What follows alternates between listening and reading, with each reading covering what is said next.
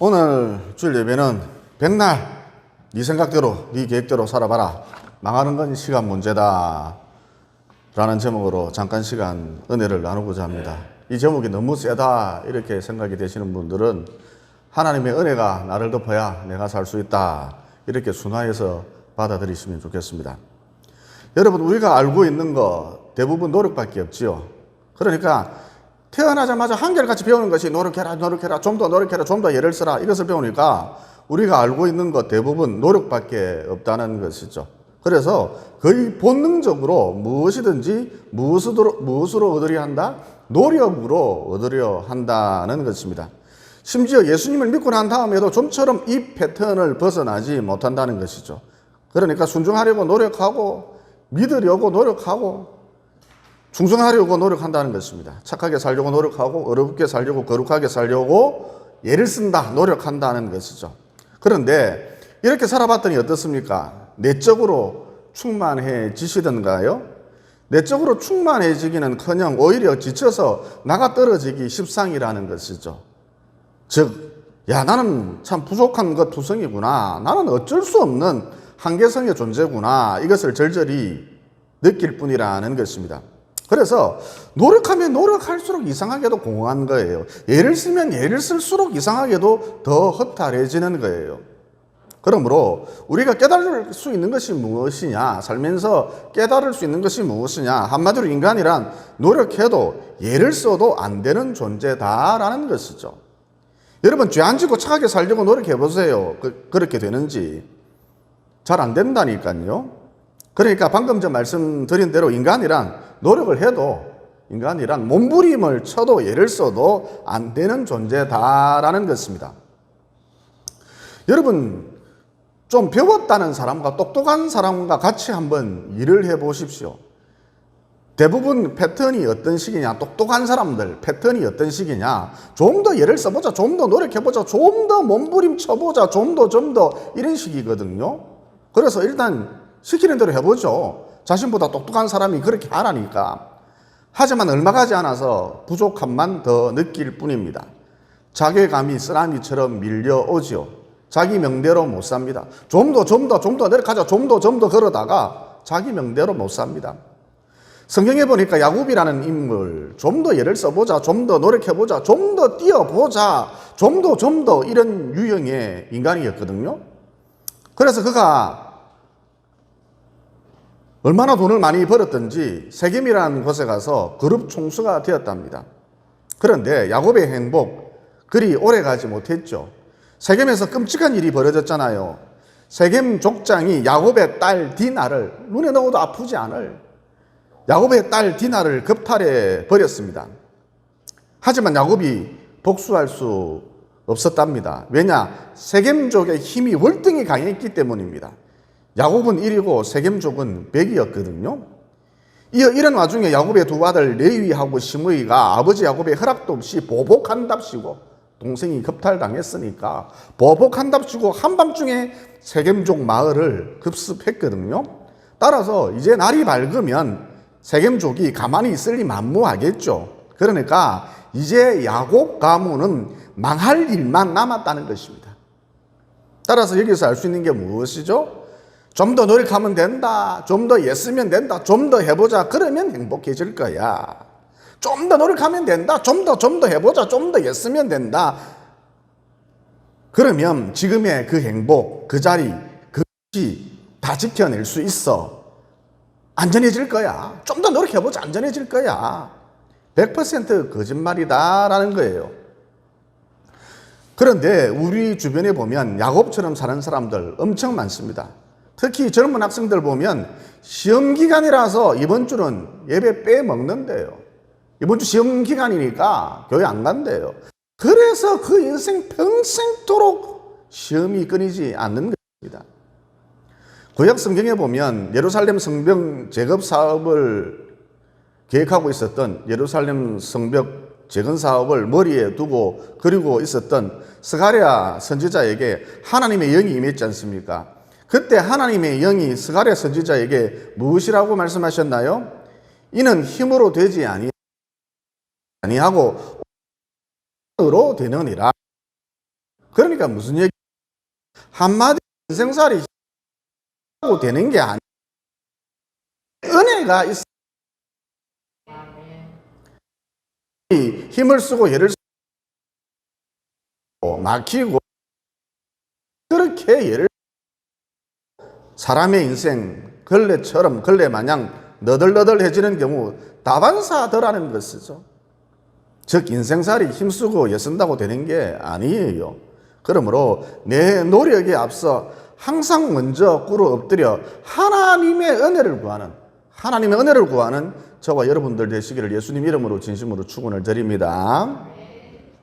그리고 대개 자기 속에 있는 게 그대로 나오거든요. 그러니까 남에게 상처를 잘 주는 사람, 어떤 특징이 있느냐? 상처를 받은 경험이 엄청 많다는 거예요.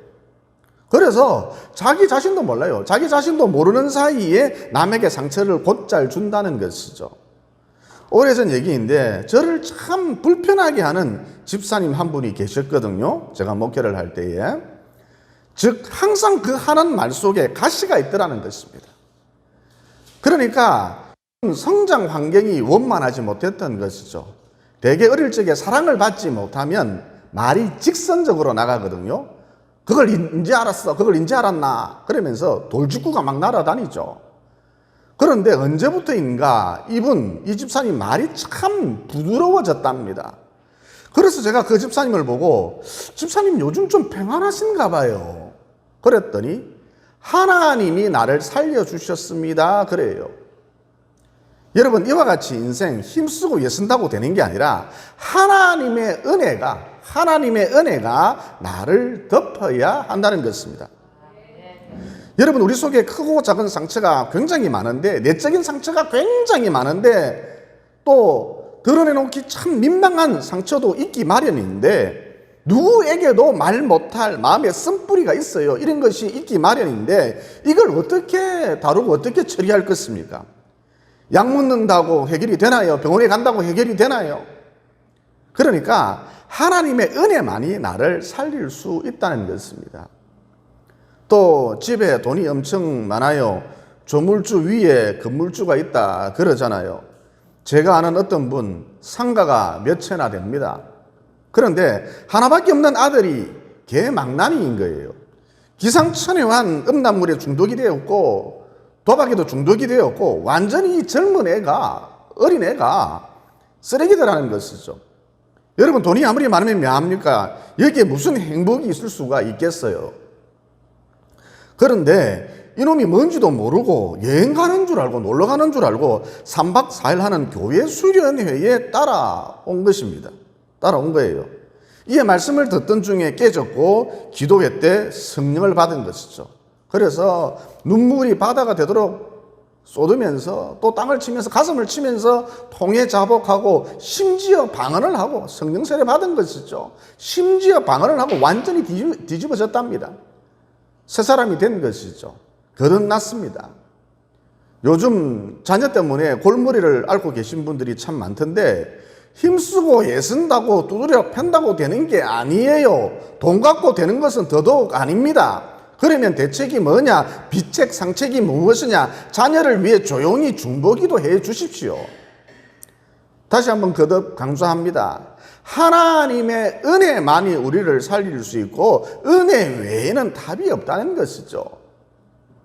또 청년 하나가 있었는데 명문대를 나왔음에도 불구하고 사회생활을 제대로 못하는 거예요. 그러니까 회사에 들어갔다 그러면 자꾸 사람들 눈치를 살피는 거예요. 힐끔힐끔 쳐다보고 곁눈질을 하고 그러더라는 것이죠. 그런데 이런 태도를 다른 사람이 모를 것 같아도 다 알거든요. 그래서 회사 사람들이 저는 참 은큼하다 그러면서 그 청년을 멀리하게 되더라는 것이죠. 그 청년을 따돌리더라는 것입니다. 여러분 이렇게 되면 회사 생활, 사회생활을 제대로 할 수가 있겠습니까? 그러면 이 청년은 도대체 왜 이럴까요? 다른 여러 가지 이유가 있을 수 있겠습니다만 어릴 적 부모가 자주 다투면 혹은 아버지나 엄마가 지나칠 정도로 엄격하면 자기도 모르는 사이에 늘어나는 것이 눈치밖에 없거든요. 그러니까 이 청년 매사에 자신이 없었고 눈치만 살폈던 그 이유가 바로 여기에 있었던 것이죠. 그런데 참 다행인 것은 이 청년이 이 문제를 하나님 앞으로 가져왔다는 것입니다. 그야말로 신앙으로 극복해 보려고 한 것이죠. 그래서 20대 미혼임에도 불구하고 총각 집사가 되었답니다. 아무튼 이렇게 살았더니 어느 날부터인가 회사에서 없어서는 안 될 아주 중요한 인물이 되어 있더라는 것이죠. 따라서 여기서도 알 수 있는 것이 무엇이죠? 인생살이 힘쓰고 애쓴다고 되는 게 아니라, 발버둥을 친다고 되는 것이 아니라 하나님의 은혜가 있어야 한다는 것이죠. 그리고 일반적으로 우리가 예배드리면 살아나는 경험을 하게 되는데 그 이유가 무엇이냐? 일주일 동안 노력을 해서 일주일 동안 예를 써서 뭘 얻겠다고 뭘 잡아보겠다고 발버둥을 쳐봤거든요. 하지만 별로 그다지 잡히는 게 얻는 게 없단 말입니다. 그래서 마음이 힘들어요. 그런데 예배를 드리면 하나님이 나를 다스리고 계신다. 하나님이 나의 공급자가 되신다. 이런 이런 느낌이 강하게 밀려오거든요. 여러분, 이게 바로 위로부터 임하는 영의 세계로부터 흘러 들어오는 은혜다라는 것이죠. 그래서 예배를 드리고 나면 사람이 살아난다는 것이죠. 이와 같이 은혜를 받으면 살아나요. 은혜가 해답입니다.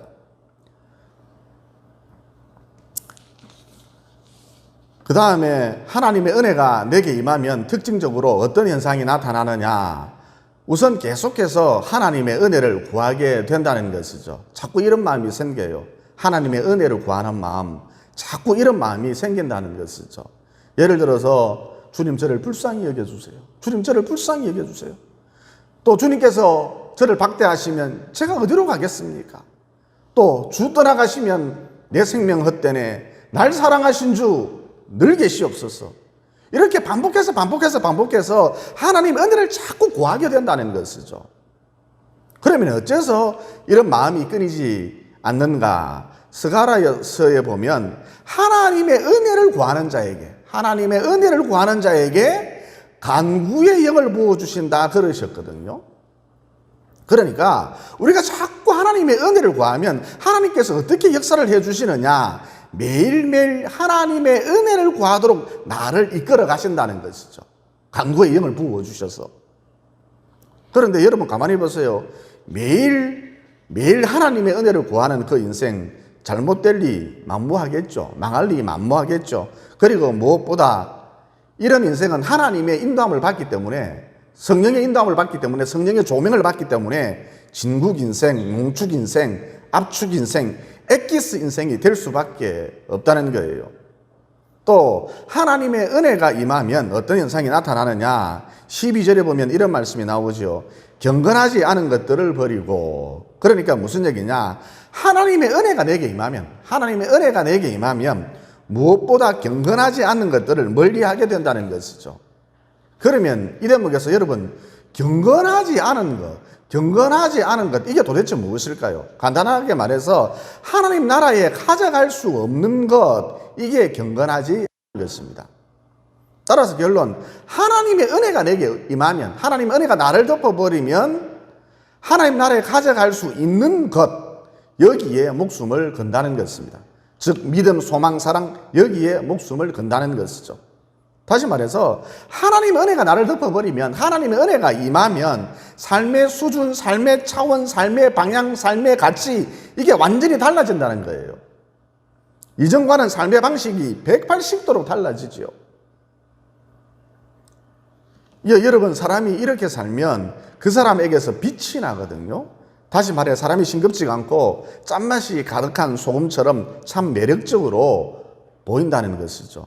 그래서 주변 사람들이 나를 볼 때에 저 사람은 우리와 다르다. 저 사람은 우리와 차원이 다르다. 저 사람은 우리와 격이 다르다. 저 사람은 우리와 수준이 다르다. 저 사람은 우리와 결이 다르다. 저 사람은 우리처럼 속물이 아니다. 이걸 강하게 느낀다는 것이죠. 여러분, 이게 빛과 소금이 된 삶이거든요. 하나님의 은혜가 임하면 이렇게 된다는 것이죠. 그 다음 하나님의 은혜가 내게 임하면 어떤 현상이 나타나느냐? 12절에 보면 이런 말씀이 나오죠. 신중한 가운데 이 세상을 살아가고, 그러니까 쉽게 말해 이 말씀이 무슨 말씀이냐 하면 하나님의 은혜가 내게 임하면 감사가 넘쳐난다는 것입니다. 이상하게도 감격스러워요. 하나님의 은혜가 내게 임하면. 여러분, 나 자신을 보면 어떻습니까? 뼛속부터 죄인이잖아요. 세포 하나하나 속에 죄가 들어가 있잖아요. 그래서 억만 죄 가운데 살다가 억만 지옥불에 떨어질 수밖에 없는 인생, 그런 운명, 이게 바로 나 아닙니까? 그런데 하나님이 나를 사랑한대요. 내 죄를 씻기 위해서 자기 아들 예수를 십자가에 못 박아 버릴 정도로 나를 끔찍히 사랑한대요. 여러분, 감격스럽지 않습니까? 감격스러운 분들은 하나님의 은혜가 내게 임해서 그런 거예요. 다윗이 짓고 난 다음 다윗의 추종자들이 다윗의 정적이었던 사울왕의 후손들을 하나씩 제거해 나갔거든요. 그런데 다윗이 무비보셋만큼은 건들지 마라. 여러분, 참고적으로 무비보셋이 누구죠? 요나단의 아들입니다. 그리고 블레셋이 이스라엘을 공격할 때, 침공할 때 급히 피난하느라 요나단이 아들 무비보셋을 떨어뜨렸지 않습니까? 그래서 그는 절름발이가 되었답니다. 장애인이 된 것이죠. 어쨌든 무비보셋은 사울 왕의 손자거든요. 그럼에도 불구하고 다윗은 그를 살려주었습니다. 심지어 왕자 대우를 해주었죠. 평생토록 극진한 대우를 아끼지 않았습니다. 그래서 어느 날 무비보셋이 다윗에게 질문을 했지요. 전하, 다윗 전하, 성은이 만극하옵나이다. 그런데 저를 왜 이렇게 대우를 해주십니까? 저는 당신의 원수 사울왕의 손자이지 않습니까? 그러자 다윗이 말하길, 너희 아버지 요나단은 나와 절친이었느니라. 요나단은 블레셋과 싸우다가 죽었죠. 늘 그가 보고 싶구나, 그립구나. 너는 아무 소리 하지 말고 내 곁에 있어라. 여러분, 이 스토리를 전해들은 무비보셋 기분이 어떨 것 같습니까? 그의 마음이 어떨 것 같습니까? 감격스럽겠죠. 고맙기도 하고. 그러니까 무슨 얘기냐? 하나님의 은혜가 내게 임하면, 무비보셋 같은 감격을 내가 느끼게 된다는 것이죠. 그러니까 나 같은 죄인 살려주신 그 하나님의 사랑이, 나 같은 죄인 살려주신 그 하나님의 은혜가 너무너무 감격스럽다는 것입니다. 너무너무 감사하다는 것이죠. 그래서 하나님의 은혜가 내게 임하면 아무렇게나 살 수 없고 신중하게 살 수밖에 없다는 것입니다. 하나님의 은혜가 내게 임하면 감사가 생기고, 그러니까 신중하게 살 수밖에 없다는 것이죠. 전에 목회할 때 이런 분이 있었습니다. 중소기업체 사장님이셨거든요. 교회 집사님이기도 하고요. 어느 날 그가 말하길, 목사님 정말 지금부터 하나님의 은혜로 살고 싶습니다. 그래서 제가 그랬죠. 한 아이라도 좋으니까 초등학생 한 명을 전도해서 이번 주부터 그 아이에게 성경을 가르쳐 주십시오. 또 제가 중고등부 부장님께 말씀드려 놓을 테니까 오후에는 중고등부를 섬기십시오. 물론 주중에 전화도 하시고 신방도 하셔야 합니다. 아이들을 관리를 하셔야지, 관리하지 않으면 뿔뿔이 다 흩어집니다. 일주일 내내 신경을 써야 합니다. 쉬운 일이 아니에요. 또 집사님, 점심때는 식당 봉사를 하셨으면 참 좋겠습니다. 설거지할 게 넘쳐나거든요. 잔뜩 쌓인 음식물 찌꺼기도 치워야 하고. 또 집사님, 이 구역이 너무 큰데 구역을 나누었으면 합니다. 집사님이 2-1 구역을 맡아주십시오. 제가 이런 제안을 하자 그 집사님께서 말씀하시기를, 그렇게 하기만 하면 됩니까? 제가 엄청 바쁘기는 합니다만, 회사 사장이니까 얼마나 바쁘겠어요. 제가 엄청 바쁘지만은 지금 목사님 말한 대로 그렇게 하기만 하면 됩니까? 한번 해보겠습니다. 그래요.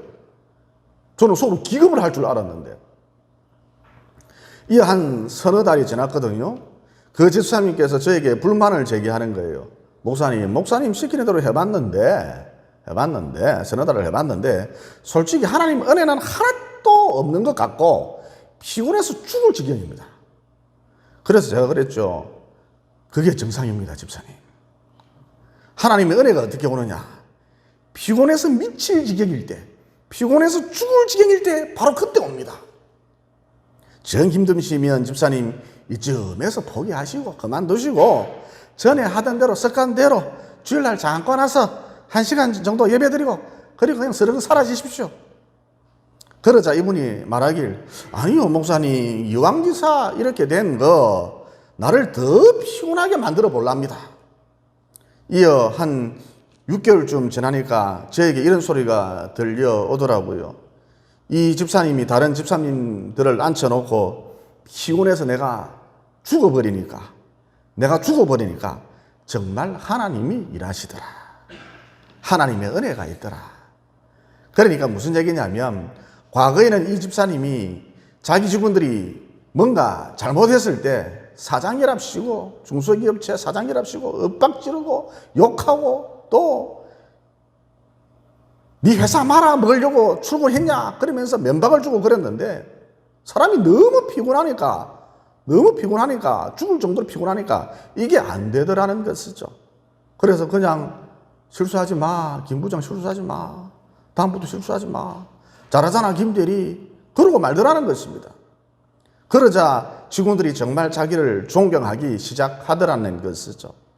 그러니까 그 전에는 내가 돈 때문에 이 회사에 다니는 거지, 저 사장을 보면 만정이 다 떨어진다, 저 사장 바늘로 찔러도 피도 한 방울 나지 않을 인간이다, 직원들이 이런 소리를 심심찮게 했대요. 그런데 어느 날부터인가 이런 소리가 싹 사라졌다는 것입니다. 직원들이 진심으로 자기를 존경하고 사랑하더래요. 또 외국에서 바이어가 왔을 때 호텔 술집이나 고급 요중을 데리고 다녔는데 그들의 마음을 얻으려고 이렇게 했는데, 또 자기도 술고래인데다가 놀기를 좋아하고 무엇보다 뻥치기를 좋아해서 막 돌아다녔는데 피곤해지니까 이게 안 되더라는 것이죠. 그래서 바이어에게 나는 크리스천입니다, 땡땡교회 집사님입니다, 그런 다음 회사 인근에 있는 고깃집에서 맛있는 식사를 대접하고 다시 사장실로 돌아왔답니다. 피곤하니까. 이어 그들이 하는 얘기를 조용히 들어줬대요. 그리고 회사 상황을 이야기해 주었답니다.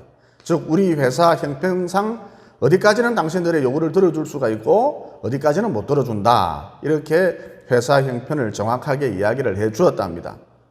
여러분, 사람이 피곤해지면요 솔직해지거든요. 거짓말을 못해요. 뻥치는 게 안 돼요. 그리고 부드러워지고 겸손해지죠. 이런 자기 모습을 보더니 바이어가 자기를 엄청 신뢰하더랍니다.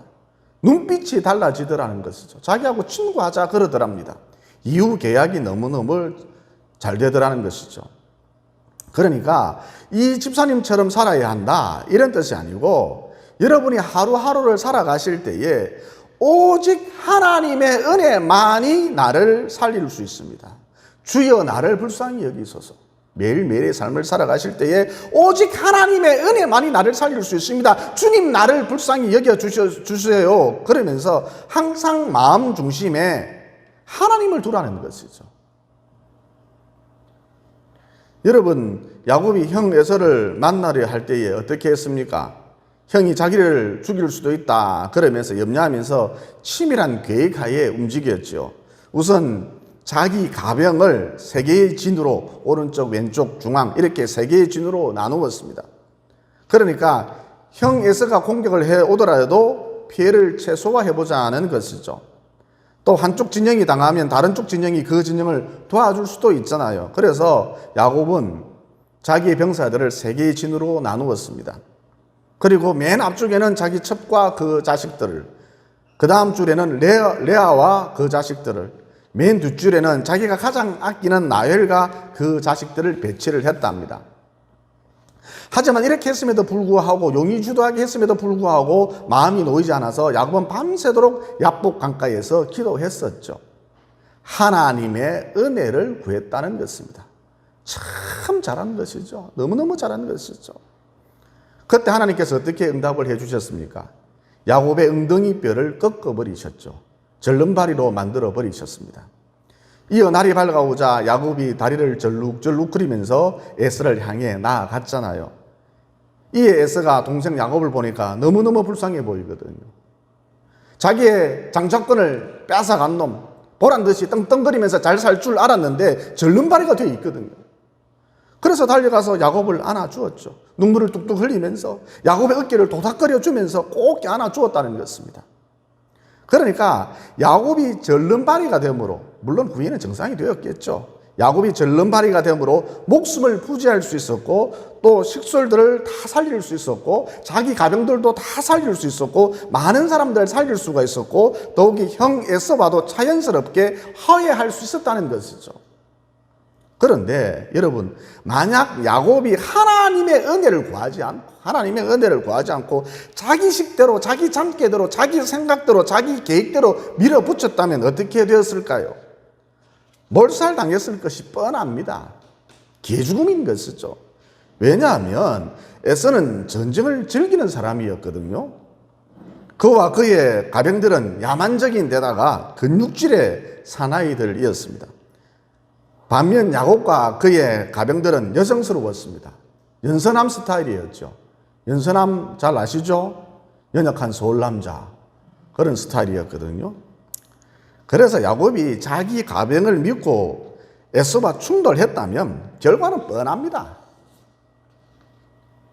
따라서 누가 내 인생을 망치느냐, 누가 내 인생을 엉망으로 만들어 놓느냐, 누가 나로 하여금 그릇된 길로 가도록 만드느냐, 누구일까요? 바로 나 자신이라는 것입니다. 여러분, 다른 사람들은 가만히 있어요. 내 계획이, 내 잠깨가, 내 생각이 나를 막다른 골목으로 몰아붙인다니까요. 그러므로 나를, 내 인생을 내 계획, 내 생각 아래에 두지 마십시오. 그러면 우선은 잘 되는 것 같아도 결국은 망한다니까요. 그 행복 오래 가지 못합니다. 다시 그렇게 강조합니다. 나를, 내 인생을 내 계획, 내 생각 아래 두지 마십시오. 즉 하나님의 은혜 아래 두라는 것이죠. 그러면 어느 누구라도 최후 승리의 주인공이 될 수 있습니다. 남은 여생 이런 은혜가 여러분에게 가득하시기를 예수님 이름으로 진심으로 축원을 드립니다. 그리고 우리는 습관적으로 항상 당위성을 얘기해요. 이거 진짜 쓸데없는 건데 항상 당위성을 얘기해요. 무슨 얘기냐면 기껏 한다는 소리가 좀 더 참아보면 안 되겠니? 좀 더 노력해보면 안 되겠니? 좀 더 예를 써보면 안 되겠니? 포기하지 말고 희망을 가져보자. 그런데 여러분, 이렇게 살아봐야, 엄니 꽉 깨물고 이렇게 살아봐야 별 수 없다니까요. 그러니까 좀 더 구체적으로 열거를 해보면 용서가 안 되는데 어떻게 용서하란 말입니까? 또 꼴보기 싫은데 어떻게 그를 사랑해 주란 말입니까? 하는 짓을 보면 사랑하기는 그냥 황혼이혼하고 싶어져요. 그런데 어떻게 그를 용납해 주란 말입니까? 또 형편이, 여건이, 상황이 너무너무 절망적이라서 한숨밖에 안 나오는데 어떻게 희망을 가지란 말입니까? 또 노력하면 노력할수록, 예를 쓰면 예를 쓸수록 더 일이 꼬이는데, 더 일이 안 되는데, 인생이 너덜너덜해지는데 뭘 어떡하란 말입니까? 또 충성하고 싶어요. 교회 나와서 충성하고 싶어요. 그런데 내 속에 에너지가 없는데 그걸 뭐 어떡하란 말입니까? 그래서 여러분, 필요한 것이 무엇이다? 하나님의 은혜라는 것이죠. 하나님의 은혜만이 우리를 살릴 수 있습니다. 그러므로 늘 하나님의 은혜를 사모하셔서 주여 나를 불쌍히 여기소서 그러셔서 나의 한계를 뛰어넘어 연전연승하시기를, 또 넘어져도 오뚜기처럼 다시 일어서시기를, 혹은 나로 나답게 사시기를 예수님 이름으로 진심으로 축원을 드립니다. 기도드리겠습니다. 사랑의 하나님, 오늘 말씀을 통해 인생살이 힘쓰고 애쓴다고 되는 것이 아니라 하나님의 은혜가 있어야 한다는 진리를 깨닫게 되었습니다. 그리고 오히려 내 생각이, 내 계획이 나를 망친다, 망가뜨린다, 나를 막다른 길로 들어서게 한다는 진리도 깨닫게 되었습니다.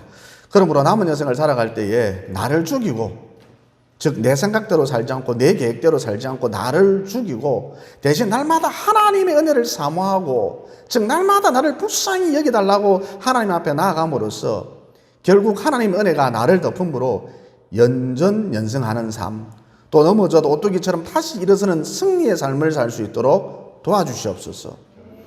또 그 누구도 흉내낼 수 없는, 하나님의 은혜가 나를 덮음으로 그 누구도 흉내낼 수 없는 나다운 삶을 살아갈 수 있도록 도와주시옵소서.